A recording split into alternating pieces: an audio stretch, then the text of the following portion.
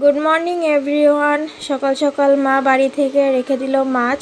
বাড়ি থেকেই মাছ রাখা হয়, ছেলেটা মাছ দিয়ে যায়। মাছ রাখার পরে সেগুলো কেটে পরিষ্কার করে ধুয়ে তারপরে মা চলে গেল বাজারে। বাজার থেকে বাজার করে নিয়ে চলে এলো। এইদিকে আমার স্নান হয়ে গেছে, স্নান করে রেডি হয়ে গেছি।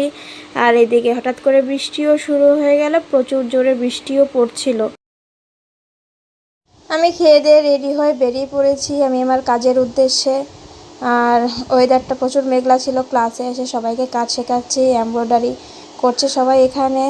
আর সবাই খুব মজাও করে, এই যে করছে। এখন বাজে 7:15। আমি এখন রানাঘাটে। আর বহু বছর পর একদম ছোটোবেলার একটা বান্ধবীর সাথে দেখা হয়ে গেল রানাঘাটে। একসাথে ট্রেনে করে বাড়ি ফিরলাম। বাড়ি ফিরে ফ্রেশ হয়ে মায়ের সাথে বসলাম একটু খুনছুটি করে। তো আজকের দিনটা এইভাবেই কাটালাম। আশা করি তোমাদের ভালো লেগেছে।